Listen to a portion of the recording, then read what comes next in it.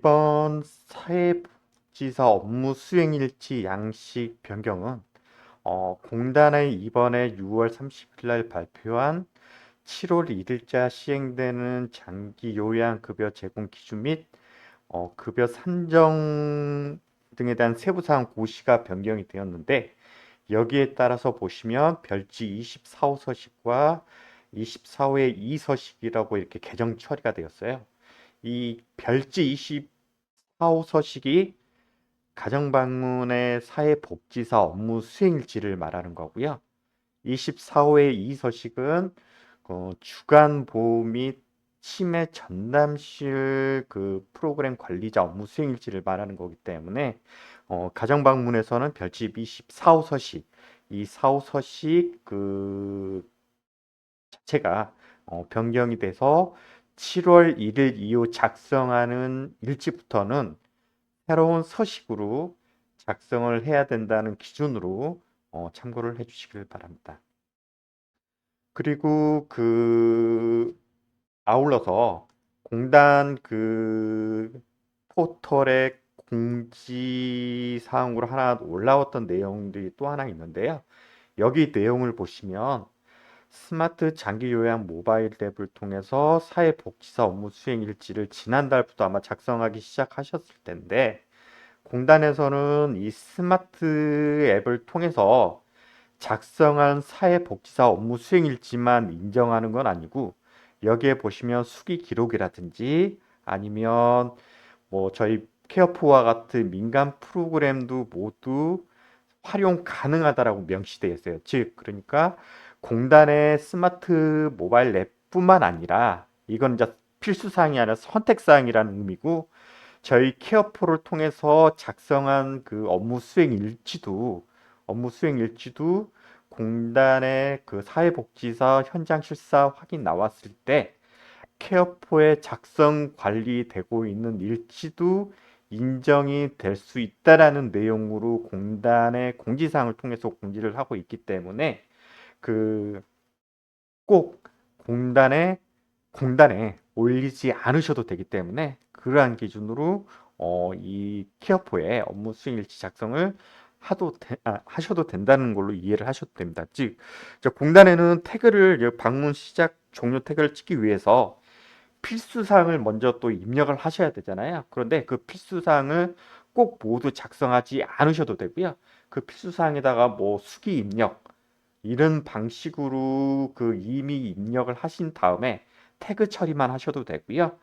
그 케어포 전산 프로그램에 그 업무 수행 일지 내용 작성과 그 다음에 서명 처리를 하셔도 그 현장 실사 나오셨을 때 그 내용으로 제시를 해주시면 되기 때문에, 꼭 공단으로 모두 등록을 하셔야 되는 건 아니기 때문에 이중 관리로 업무 처리를 하지 않으셔도 됩니다.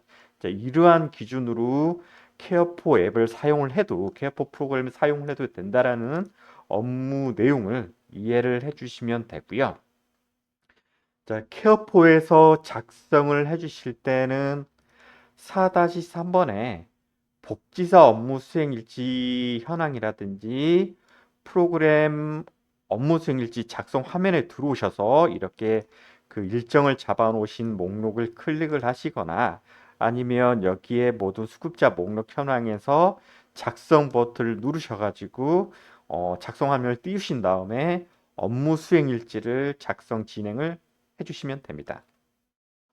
이제 업무 수행 일지 작성 화면에 이제 이번에 좀 특이사항은 고시에 따라서 7월 이후부터는 이와 같이 새로운 서식으로 작성을 해주시면 되고요. 7월 이전에는 이 작성 목록을 클릭을 하시면 이와 같이 기존 내용으로 작성을 하도록 이렇게 날짜 7월 기준으로 해서 이전 이후 이렇게 구서식 새로운 서식으로 나눠서 제공을 해드리고 있으니까 이 날짜 개념으로 이해를 해주시면 되고요. 이 스마트 앱은 아마 지난달부터 시작이 됐을 거예요. 그 새로운 서식으로. 하지만 그 모든 공단의 업무는 공단의 고시 내용이 있으시잖아요.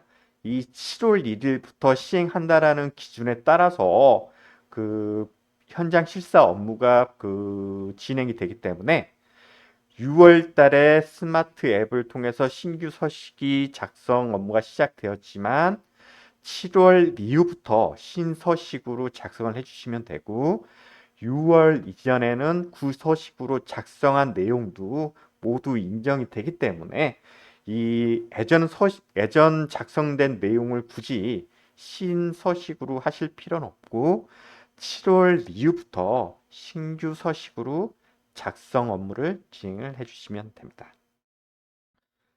그러면 이제 이 신규 서식 작성 방법에 대해서 이제 설명을 드리도록 할 텐데요. 이 신규 서식은 저희 이제 공단에 서식으로 별지 첨부되었던 별지 24호 서식으로 이렇게 이 서식 내용을 바탕으로 해서 케어포 프로그램 작성 화면이 반영되어 있습니다. 이 신규 서식은 예전 서식과 좀 비교해서 좀 강화된 부분이 이 욕구 조사란 부분이 좀 더 자세하게 좀 체크 항목이 좀 많아졌다는 것을 아실 수가 있을 거예요. 그 다음에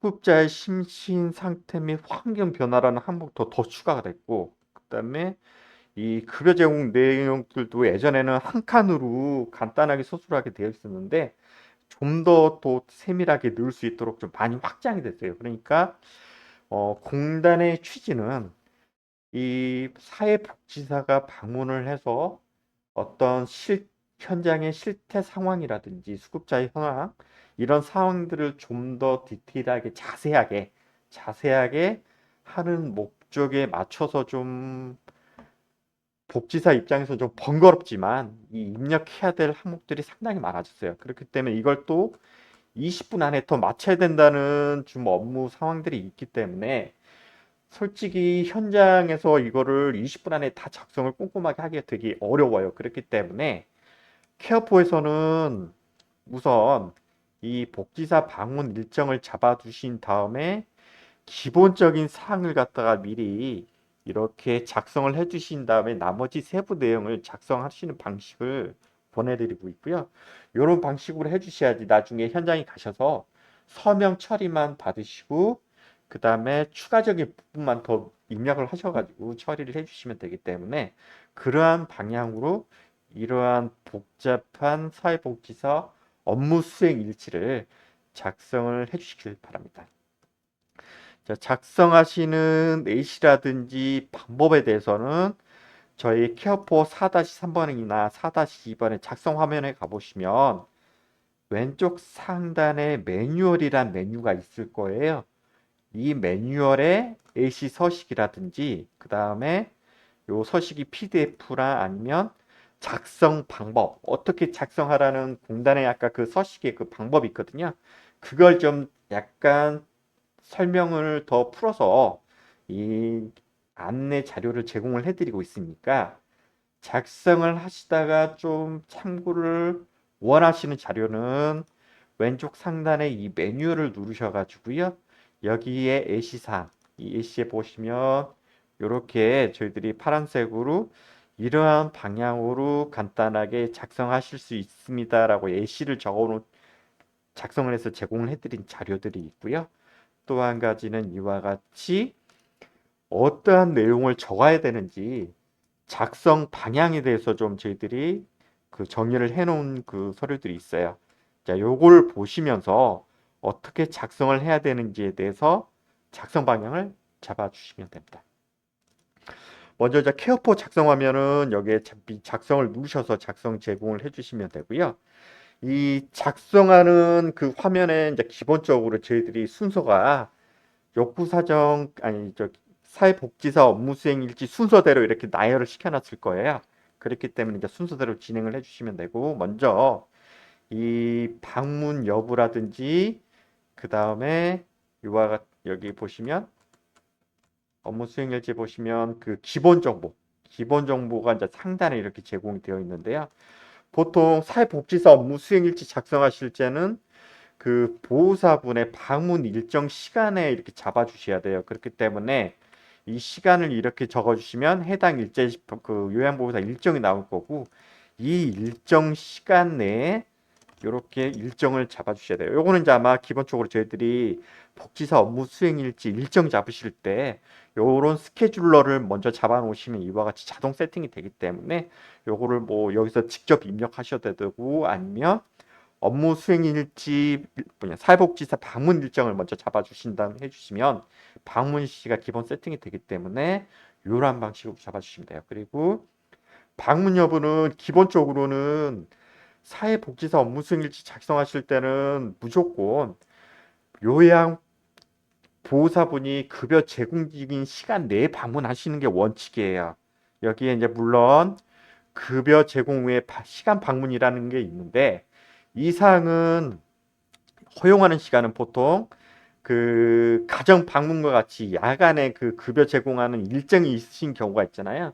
자, 그런 경우에만 예외적으로 급여 제공의 시간 방문으로 인정을 해주는데 이 대부분은 보통 급여 제공 시간 중에 방문을 하시는 게 원칙이기 때문에 요양보호사 일정을 확인하셔서 급여 제공 시간 내에 일정을 잡으셔서 그 방문 시간을 잡아주시길 바랍니다.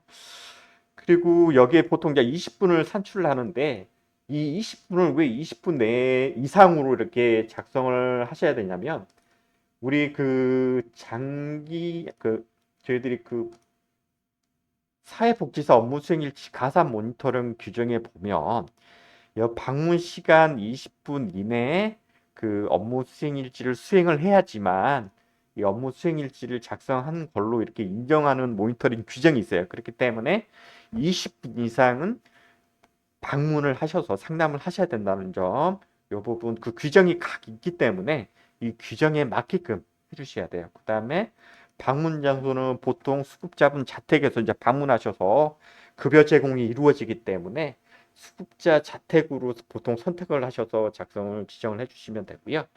기타 장소는 거의 쓰실 일은 없으실 거예요. 이제 예외적 사항이 있긴 있겠지만 거의 대부분이 수급자 자택에서 이제 방문이 이루어져서 처리가 이루어지기 때문에 이렇게 처리를 해주시면 되고 여기에 이제 방문 불가 사유는 방문 불가일 때 이때 쓰시면 되는데 이건 아마 공단 전산도 방문 불가 사유를 등록을 하게끔 이번에 바뀌셨을 거예요. 왜냐하면 구서식에는 그냥 방문 불가로만 선택을 하셔서 그냥 처리를 하셨는데 이 공단 전산의 일반 서식에 보시면 왜 방문하지 못했는지를 갖다가 더 구체적으로 사망하셨거나 입원하셨거나 월중 급여 제공이 종료됐다. 즉, 이 말은 이번 달에 만약에 7월 달에 해당 어르신이 7월 15일 이후부터는 방문 급여를 더 이상 하지 않기로 계약 해지 처리되신 경우에는 이제 방문 불가를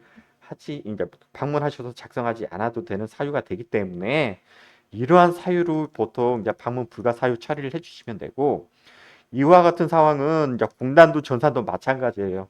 이 월별로 월 1회 이상 사회복지사 업무 수행일지 작성하게 돼 있는데 왜 작성하지 않았는지 돼서 현황 파악을 하기 위해서 방문 불가라는 사유 코드를 넣어가지고 좀 더 자세하게 입력할 수 있도록 공단 서식이 바뀐 이유가 그렇게 된 걸로 저희가 짐작이 되고요.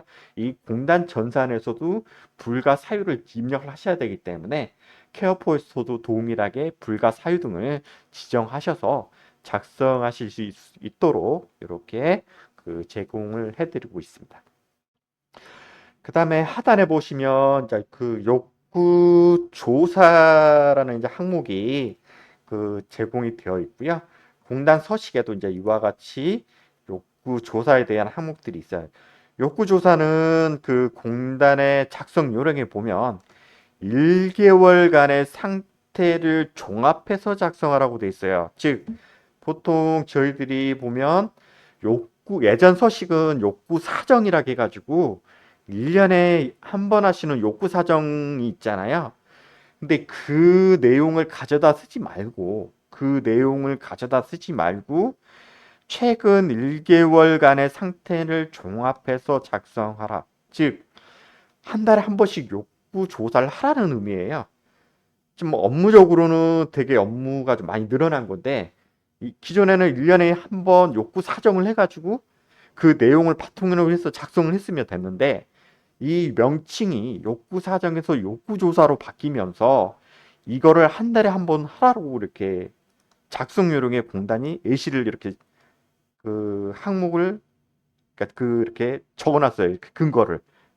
그러니까 이거는 저희 케어포가 1개월간의 상태를 종합해서 작성하라고 말씀을 드리는 게 아니라 공단의 작성 요령에 한 달간의 상태를 매월 체크하라는 방식으로 작성을 해야 된다라고 공단에서 기준 가이드를 잡아놨어요. 그렇기 때문에 한 달에 한 번씩 작성을 하셔야 되는데 현실적으로는 쉽지 않아요. 이걸 한 달에 한 번씩 어떻게 그 작성을 확인을 매번 작성을 하는지에 대해서 이렇게 하기가 쉽진 않기 때문에 요거를 보통 그 기본적으로 제 케어포서는 욕구 사정 평가 작성하신 거 있으시잖아요. 즉 여기에 보시면 저희 케어포의 1-3번에 기초 평가 쪽에 욕구 사정을 작성을 1년에 한 번에 한 번 하시는데 이 내용을 그 기본적으로 1월 1일자 작성한 내용을 갖다가 가져와서 기본으로 이렇게 표기를 해드려요. 욕구 사정과 케어포에 작성된 욕구 사정과 그 다음에 사회복지사 업무 수행 일지에 대한 항목들을 비교해 가지고 여기에 일치되는 내용들을 가져와서 여기 욕구 사정의 침해 아니면 당뇨 기타 내용들이 영양 상태라든지 여기에 전에 작성하셨던 욕구 사정 평가와 매칭되는 사항들이 있습니다라고 이렇게 저희들이 매월 며칠달 욕구 사정에서 이렇게 녹색 바탕으로 항목들을 표기를 해드리고 있거든요. 요 내용들을 확인하셔서 맞는 경우에 체크를 해주시고 더 추가될 것들이 있다라고 하시면 여기에 더 추가하셔서 매월 저장 처리를 해주시면 됩니다. 그러니까 1년에 한 번 작성하시는 욕구 사정을 가져와서 표기를 해 두되 그 월에 체크해 주셨을 때 더 추가되는 사항들이 있다면 그거를 더 체크를 하셔서 입력 작성을 해주시면 되고요. 이 욕구 사정, 1년 전에 작성하셨던 욕구 사정에 대해서 변동사항이 있다고 하면 요와 같이 체크를 해제하셔서 작성을 하셔도 된다는 의미예요. 그러니까 매월 해당 수급자의 상태 조사를 하셨을 때 기준으로 그 상태 시점이 그 작성일 시점 기준으로 작성을 하시되 이 욕구 사정 내용, 욕구 조사 내용을 다시 한번 체크하시면 된다. 거의 변동사항은 없으실 거예요. 왜냐하면 수급자분이 뭐 당뇨가 있으시면 당뇨가 나으실 수 있는 병은 아니잖아요. 그렇기 때문에 병이 더 늘으면 늘었지 질병이 더 추가가 되면 됐지 기존에 가지고 계신 질병 사항이 더 없어지거나 그러시진 않으실 거예요. 그러니까 추가된 사항들만 체크하셔서 이렇게 작성해 주시면 되기 때문에 여기에 굳이 더 욕구조사 쪽은 더 늘어날 일은 없으실 거예요. 그렇기 때문에 요 내용들만 확인해서 체크 작성 진행을 해주시면 됩니다. 저희들 아마 작성 요령 상태 안내문에도 이와 같이 저희 내용들이 떠드렸을 거고요. 요거 잠깐 보면 이렇게 욕구조사는 1개월, 이건 공단 기준을 말씀드리는 거예요.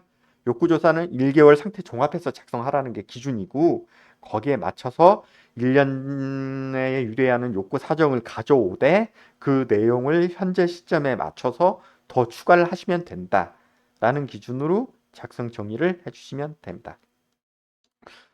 그리고 그 동거인은 그 기준이 방문일 기준으로 현재 같은 거주지에 거주하시는 그 기준으로 그 동거인을 체크한다. 요거는 욕구 사정 그 평가 작성하실 때도 동일한 기준이에요.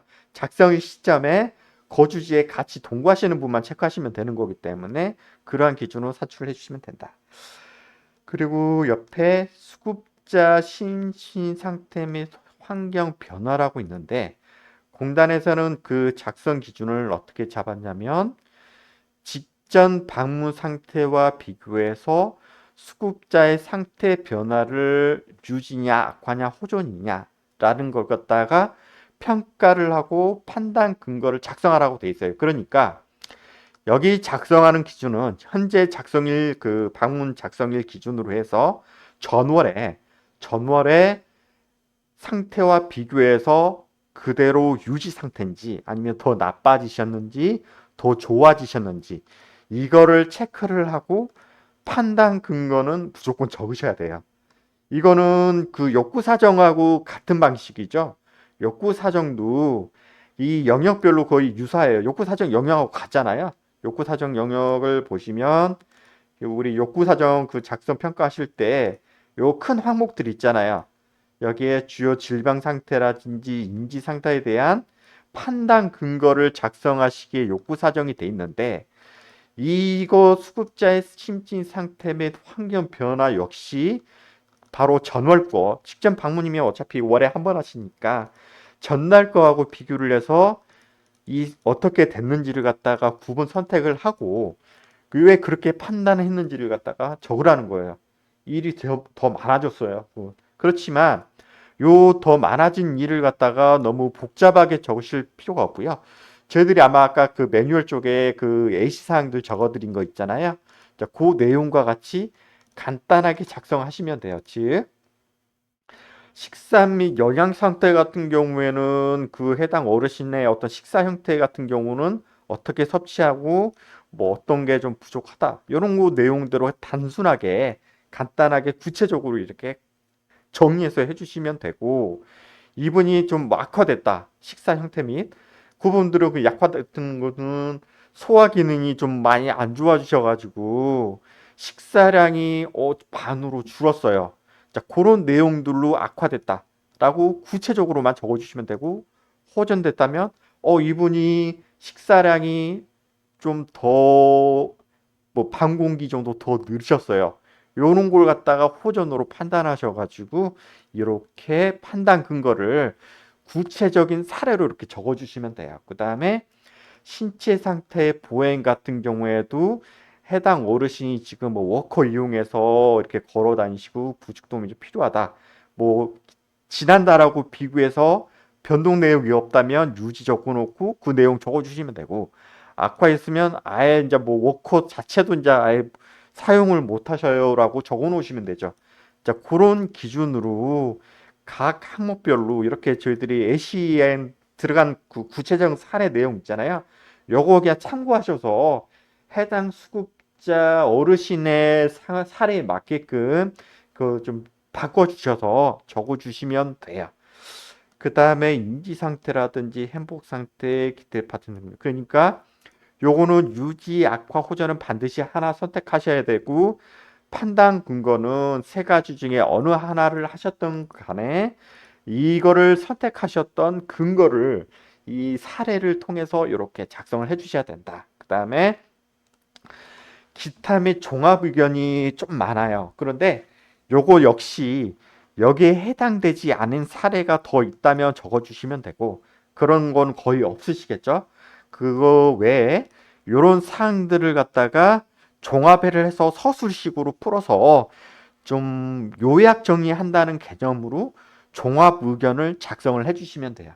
그리고 요런 내용들은 어차피 어르신의 상태가 급격하게 신체라든지 인지 상태가 바뀌지 않는 한은 거의 유지가 되기 때문에 다음 달도 그대로 옮겨서 주거 작성해 주시면 되고 변경되는 사항들만 그대로 가져다가 좀 추가 작성을 해주시면 되는 걸로 해주시면 되기 때문에 그렇게 이 해당 항목에 대해서 작성을 해주시면 돼요.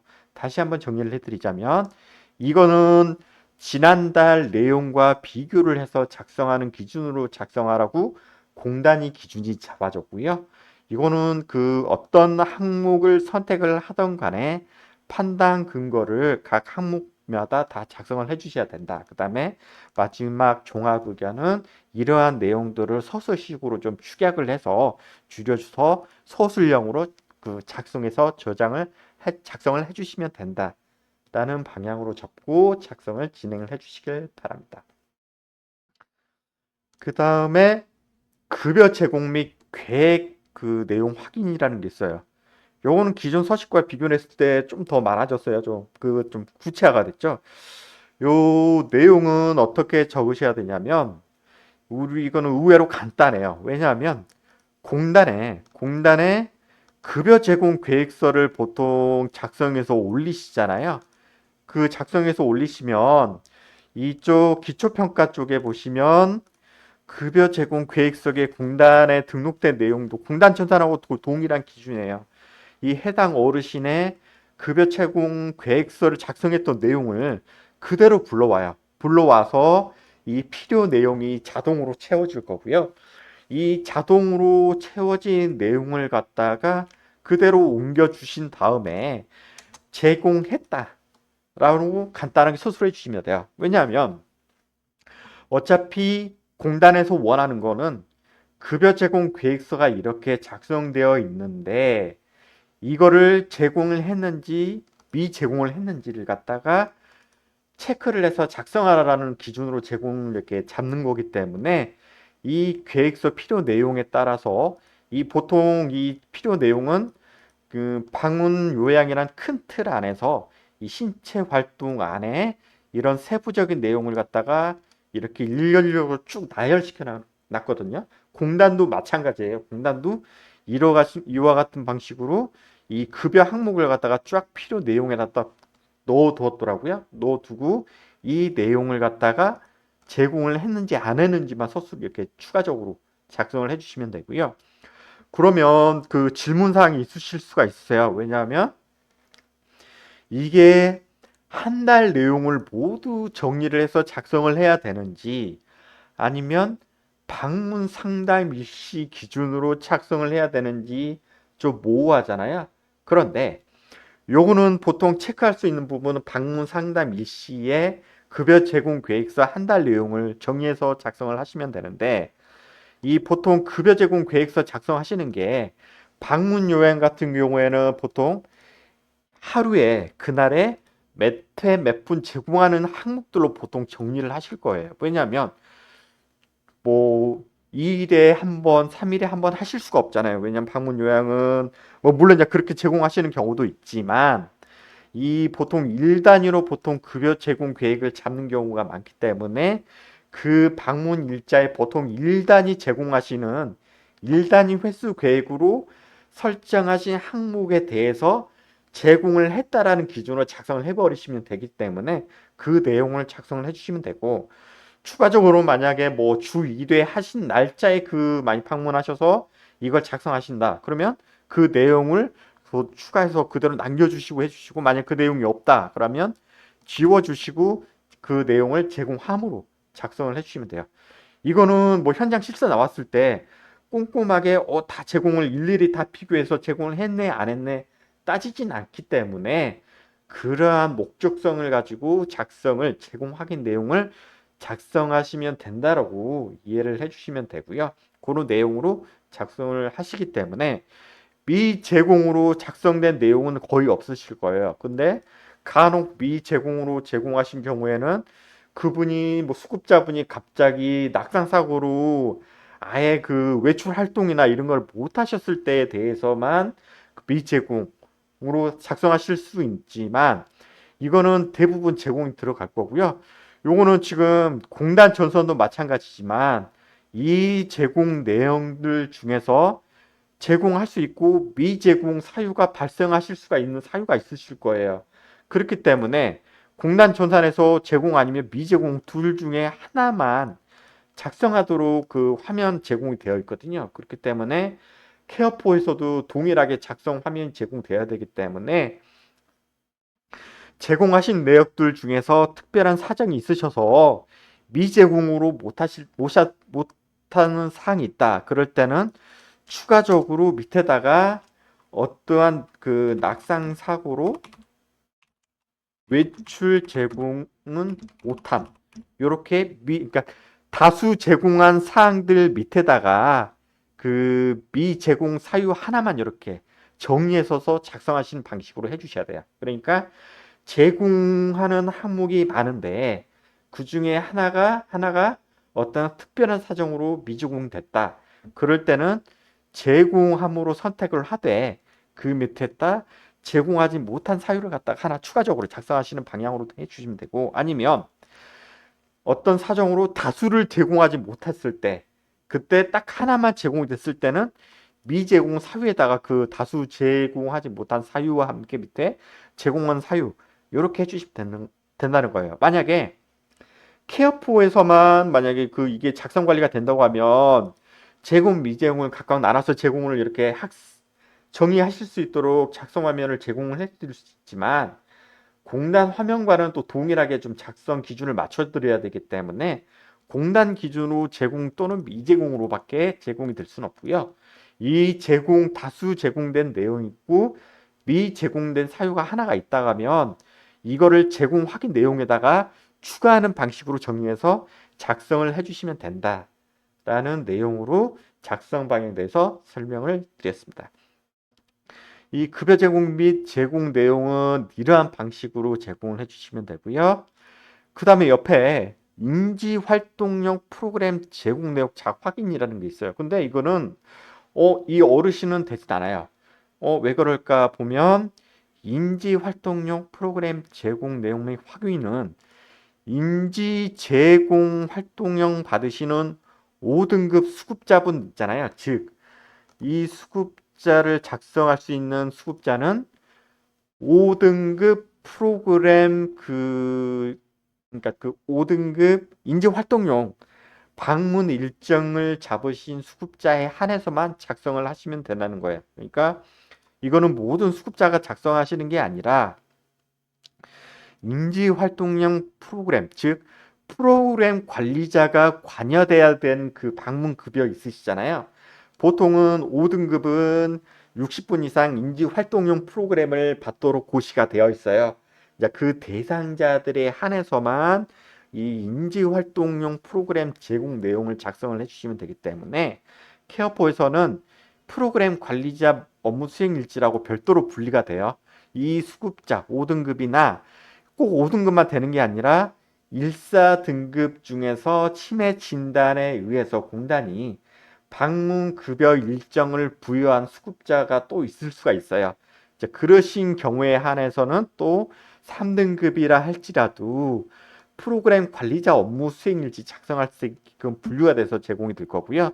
그 경우에 프로그램 관리자 업무 수행일지, 사회복지사 업무 수행일지하고 프로그램 관리자 업무 수행일지는 같은 양식을 쓰지만 인지활동용 프로그램은 5등급이나 1사 등급 중에 치매 진단을 받으셔가지고 방문 그 인지활동용 급여를 부여받으신 수급자에 대해서만 인지활동용 프로그램 제공 내용을 갖다가 작성을 해주시면 됩니다.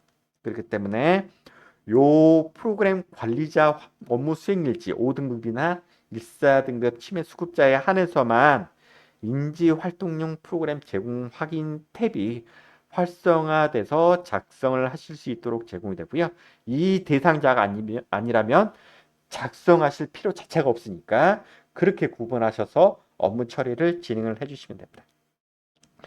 이 인지활동용 프로그램 제공 내용은 어떤 내용이냐면 이 프로그램 급여 제공 계획서의 인지활동형 그거 거의 비슷해요. 그러니까 여기 집 케어포에서는 1대1로 그 계획서와 매칭되는 내용은 없기 때문에 따로 세팅을 해드릴 수는 없고요.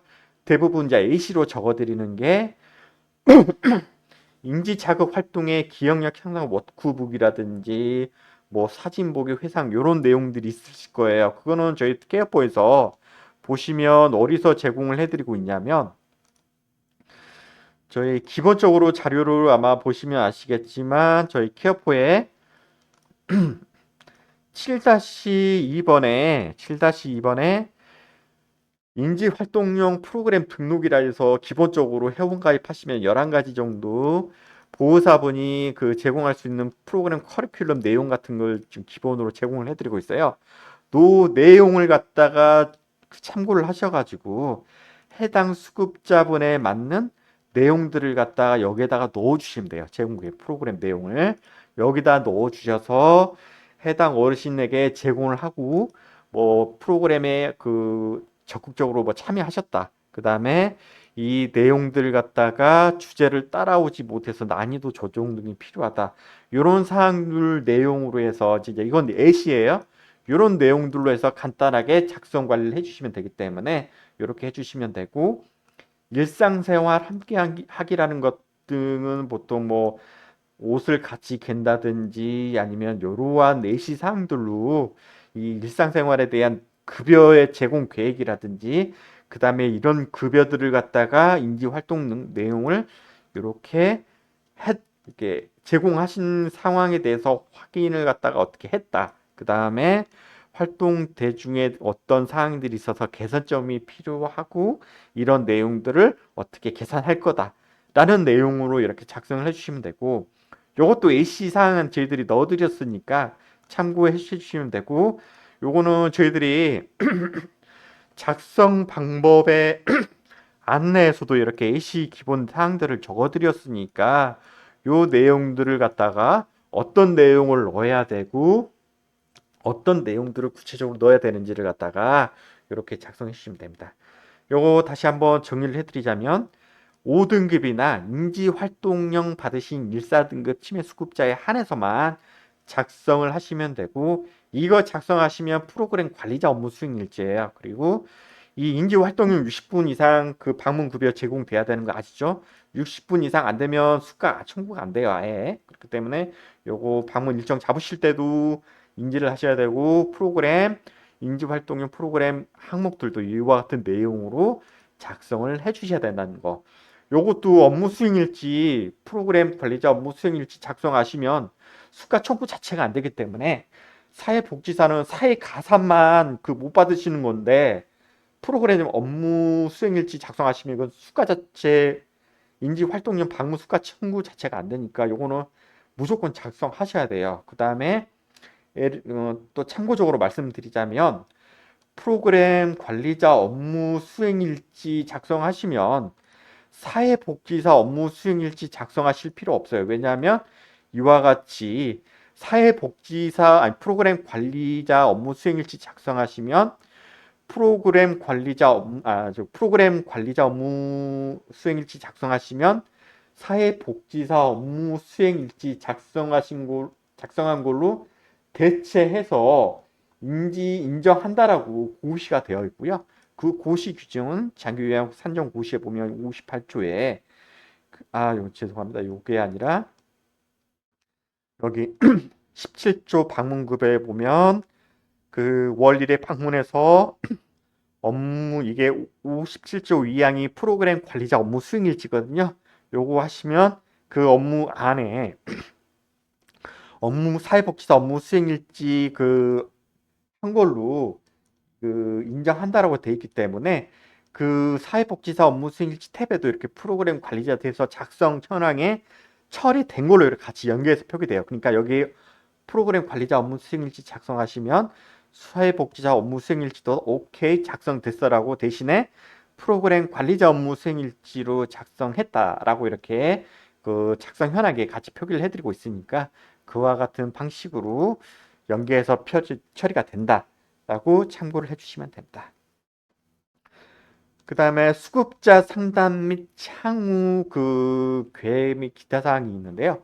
이거는 즉 수급자 상담, 요거 보통 우리 월 1회 방문 상담일지 작성하시는 거 있잖아요. 그거를 보통 케어포 1-4번에 방문일지 작성하시는데 그 내용과 어차피 중접되는 거기 때문에 사회복지사 업무 수행일지나 프로그램 업무 수행일지, 수급자 상담 내용 이렇게 작성을 하실 때 여기에 체크하시면 저희 케어포 1-5번인가요? 여기에 1-5번에 방문 상담일지 있죠. 여기에 작성함과 동시에 같이 처리되는 거기 때문에 여기에 방문 상담한 내용 역시 케어포에 보시면 아까 박영님이 아까 나오신 분 있었죠? 영종님. 이 방문 상담 일지 이건 공단 평가 기준이에요. 월 1회 방문하여서 상담 일지를 작성해야 된다는 공단 평가 사항이 있는데 여기에 연계돼서 방문 상담 일지 쪽에 저장 처리가 되면서 사회복지사 업무 수행일지 또는 프로그램 관리자 업무 수행일지에 요 내용들도 같이 처리가 된다.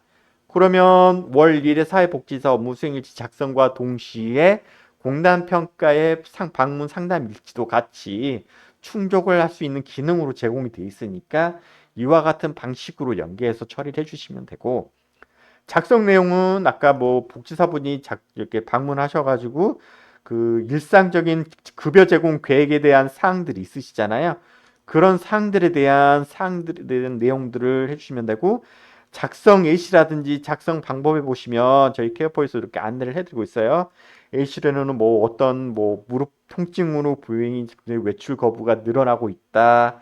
아니면 더 신경 쓰달라고 보행 보조에 신경 쓰달라고 요청한다.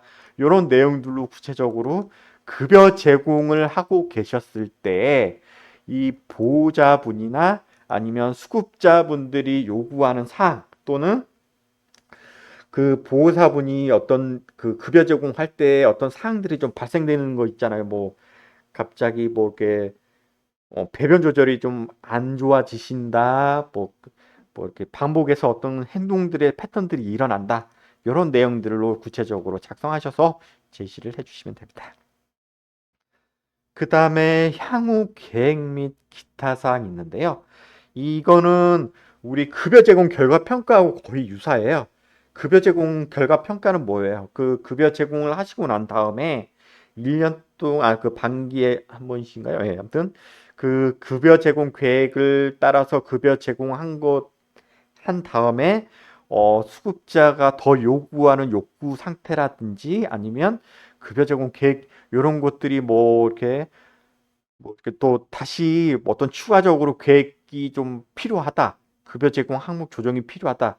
그런 내용들을 갖다가 선택하셔서 작성을 해주는 급여 제공 결과 평가 업무하고 유사하기 때문에 그러한 그 내용을 참고하셔서 요 해주시면 되고, 급여 제공 결과 평가는 뭐예요? 그거는 그 보통 그 저희 기초평가 보면 1년에 한 번 하시면 되지만 이거는 거의 월 한 번씩 이 직전에 급여 제공 내용을 갖다가 확인하신 다음에 급여 제공 결과는 1년에 한 번이지만 여기에 나오는 향후 및 기타 사항은 월 1회 기준으로 판단을 하셔서 체크 하신 다음에 세부 내용을 넣으셔야 된다.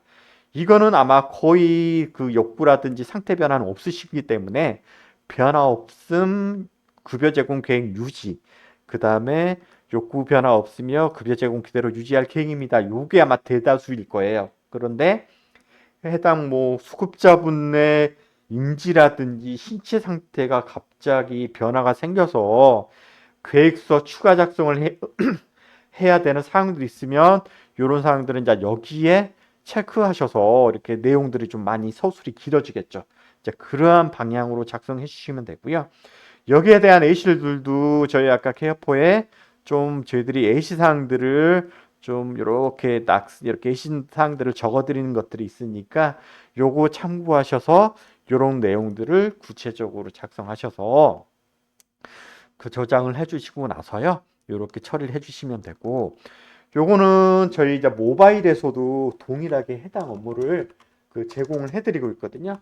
모바일 이제 케어포 쪽에 한번 들어가 보시면, 잠시만요. 이제 모바일 쪽에 한번 로그인해서 보여드릴 텐데, 여기 저희 케어포 모바일 랩에 들어가 보시면 이렇게 그 모바일 랩에 복지사 업무 수행 일지라고 있으실 거예요. 거기서 이제 보통 그 저희 이제 이건 관리자로 로그인했기 때문에 이렇게 나오시는데, 이게 이제 보통 그 복지사분의 그 업무 수행 일지로 들어가시면 본인의 그 업무 수행 일지 내용만 나오거든요. 여기 보시면 잠시만요. 여기에 해당 그 복지사 일정으로 들어가 보시면 이와 같이 이렇게 그 자기가 본인이 담당한 복지사 업무 수행 일지의 목록이 쭉 나오실 거예요. 그래서 미리 작성하셨던 내용들이 있으시면 이렇게 PC에서 저장된 내용들이 나와서 추가적으로 현장에서 요거나 아니면 상담 내용이나 이 기타 사항만 적어 놓으셔서 그냥 저장 처리를 해주시면 되고요. 보통 현장에서 내용 확인한 다음에 서명 처리를 해주실 거예요. 서명 처리 이와 같이 눌러서 보호자분이나 상담자분, 아니 수급자나 보호자분 서명 처리 받아주시면 되고, 그 다음에 방문 담당자는 그 본인 서명이기 때문에 본인이 처리를 해주시면 되고, 급여 제공자는 요양보호사분, 즉 급여를 제공하시는 요양보호사분의 서명 처리를 받으셔가지고 저장 처리를 해주시면 이와 같이 이 처리를 해주시면 돼요. 이와 같이 이렇게 처리를 해주셔서 서명 처리를 해주시면 이쪽에서 서명이라든지 그 요양 이렇게 업무 수행일지 작성 현황, 이것도 그대로 PC하고 동일하게 이렇게 순서대로 돼 있으니까 요 내용 그대로 내용 체크하셔서, 아마 현장에서는 내용을 다 일일이 체크하시긴 힘드시기 때문에 기본적인 사항만 체크하셔서 해주시고, 나중에 서명 처리만 받아주시고, 나중에 사무실에 들어오셔서 업무 수행일지에 필요한 사항들을 이렇게 작성해서 저장 처리를 진행 업무를 해주시면 됩니다. 그리고 그 현장 식사 나오셨을 때는 그 업무 수행일지, 별지, 위시, 사후 소식 그대로 이렇게 전산 화면으로 보여주시거나, 아니면 서명 처리하시면 이렇게 나오죠. 이 화면 보시거나, 아니면 출력하셔서 평가자가 요구하시면 출력을 하셔서 지시를 해주시면 되니까, 요랑 관리로에서 월 한 번씩 이렇게 작성 관리하시는 방식으로 이번에 서식 변경된 복지사 업무 수행일지 작성을 진행을 해주시면 됩니다. 이 내용 한번 다시 한번 정리를 해드리자면, 그 6월 달부터 스마트 앱을 통해서 그 복지사 업무 서식이 변경은 됐지만, 고시는 7월 1일부터 시행이기 때문에 7월 달 이후부터 저희 이제 그 케어포에서는 신규 양식으로 제공이 되고요. 7월 이전 그 서식은 예전 기존 서식대로 작성 관리하셔도 현장 실사 나왔을 때 인정이 되기 때문에 케어포의 서식으로 작성 관리를 그대로 유지하셔서 작성 처리 업무를 진행을 해주시면 됩니다. 그 다음에 또 한 가지는 그 공단의 무조건 공단의 업무 수행일지를 무조건 작성을 모두 해야 되는 건 아니기 때문에 그 사항은 공단의 공지사항과 이렇게 보여드림과 동시에 좀 다시 한번 설명을 해드리겠지만, 이거는 필수 사항이 아니라 전산 기록을 추가한 선택사항이라는 거예요. 그렇기 때문에 공단의 업무 수행일지는 무조건 등록을 해야 되는 건 아니고, 대신에 태그 처리를 위해서는 필수 항목은 저장돼야지만 태그 처리를 하실 수가 있잖아요. 그렇기 때문에 필수 사항에다는 그냥 수기 처리, 아니면 아마 점은 지금 막아버렸을 거예요. 좀 최소한 몇 자 이상 입력하도록 그 프로그램 제한이 되어 있기 때문에 수기 작성이라든지 수기 처리로 필수 항목들만 저장 처리하시고 그 태그 처리하시고요. 공단이 이제 그렇게 처리를 해주시고, 필수 사항 아니기 때문에 무조건 다 적어야 되는 거 아닙니다라고 이렇게 공지 사항을 근거로 해서 제가 말씀을 드리는 거예요. 그렇기 때문에 태그 처리는 하셔야 되기 때문에 필수 사항은 수기 처리로 이렇게 입력하셔서 처리를 해버리시고 태그 찍으시고요. 그 업무 수행일지 작성하신 거는 케어포 양식으로 작성하시고 서명 처리까지 다 받으시고, 현장 실사 나오실 때 증빙 서류로 케어포 자료로 제시를 해주시면 된다는 거, 그렇게 업무 처리를 해주시면 됩니다. 그리고 그 다음 달 작성하셨을 때는 기본적으로 그 욕구조사는 그 케어포의 그 욕구 사정, 여기에 추가적으로 더 하셨던 내용들이 지난달 때 입력하셨던 내용이 그대로 또 추가돼서 기본 세팅이 되니까 이러한 방식으로 업무 처리 된다는 점 참고해 주시면 됩니다. 그리고 또 질문이 많이 나오시는 사항이, 이 욕구조사의 그 서식이 바뀌었는데 이거를 저희 케어포에 욕구 사정과 같이 좀 맞춰서 변경해달라는 요구사항이 많으세요. 물론 욕구 사정의 그 양식도 연도마다 좀 개선돼서 추가되는 항목들이 변경된 서식들이 있는데요. 저 케어포의 이제 기본 입장은 그 욕구 사정과 욕구 조서는 이제 틀리기 때문에 이 양식에 맞춰서 욕구 사정은 따로 이렇게 변경될 예정은 없고요. 그다음에 공단이 해년마다 그 서식 예시사항의 욕구 사정 서식이 틀리긴 한데 공단 평가 매뉴얼에 보면 이 세부 내용이 이 8가지 사항은 포함이 되면 욕구 사정한 내용에 대해서 인정한다라고 되어 있기 때문에 저희 케어포에서는 요 사항에 맞춰서 현재 그 욕구 사정 양식을 이렇게 이 아까 순서 있잖아요. 그 평가 항목의 순서 1, 2, 3, 4 요게 평가 항목에 나와 있는 9번까지 총평까지 이 순서에 맞게끔 총 여기에 맞게끔 평가자가 보기 쉽고 작성하시는 과거의 내용들을 연계를 해서 그대로 이어서 쉽게 업무를 파악하실 수 있도록 그대로 고정돼서 제공을 해드리는 거기 때문에 이 양식을 이 업무 수행 일지의 욕구 조사 때문에 바꾸진 않을 거예요. 대신 내년에 26년도에 그 제가 그쪽에 이제 그 평가 매뉴얼이 새로 바뀌잖아요.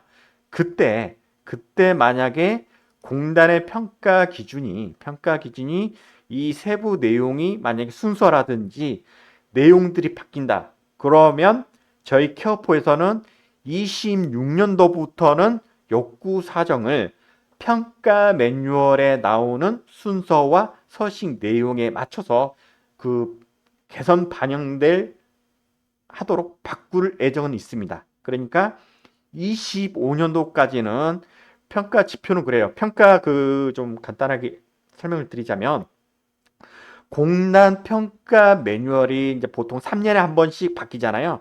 그 기준이 이제 3년에 한 번씩 완전히 많이 바뀌는 경우가 있어요. 이제 그게 이제 26년도인데 26년도에 신설되거나 아니면 항목들이 바뀌는 경우라면 평가 기준은 그 바뀐 기준 26년도 이후부터 변경된 항목이나 아니면 신설된 조항들이 적용이 되는 거지. 이 26년 고시 공지된 이전은 이전의 평가 매뉴얼의 항목대로 평가 진행이 되기 때문에 25년도까지는 저희 케어포의 욕구 사정 내용 순서 이 예시 내용대로 그대로 작성하셔도 평가에 문제가 없습니다. 그렇기 때문에 이대로 업무 수행일지 욕구조사 양식 바뀐 것 때문에 이 욕구 사정 그대로 변경 없이 그대로 갈 거고요. 26년에 평가 매뉴얼 세부 항목이라든지 그 순서들이 바뀌게 된다면 그 기준에 따라서 26년도부터 작성일이 26년도가 된 것부터 새로 분리돼서 새로운 양식으로 반영이 될 거예요. 즉 저희들이 업무 수행일지 이렇게 7월달 고시에 따라서 바뀌는 거 있잖아요.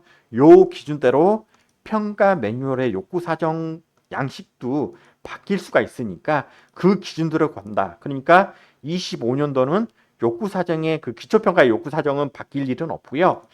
이 업무 수행 일지는 기존의 욕구 사정 항목대로 그대로 따라가서 그 편의 기능은 제공을 해드릴 거고 추가되는 사항만 작성해서 그대로 유지를 해주시면 됩니다. 자, 이러한 기준으로 그 업무 수행 일지 작성 업무를 진행을 해주시길 바라고요.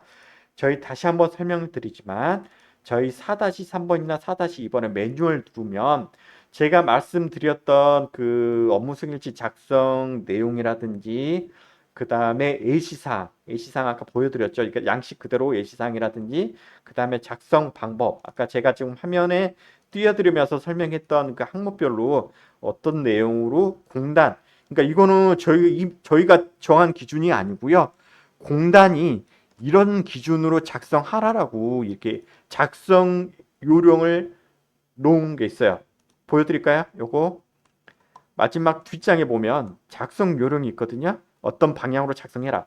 이걸 저희 케어포가 추가적으로 예시사항까지 같이 곁들여서 내용 정리를 해드리는 게 있으니까요. 요걸 참고를 하셔서 업무 수행일지를 진행을 해주시길 바랍니다. 이렇게 해서 이번에 7월 1일자로 고시 별지 서식 바뀐 서식을 기준으로 해서 업무 수행 일지 작성하는 방법에 대해서 사용 방법에 대해서 안내를 드렸습니다.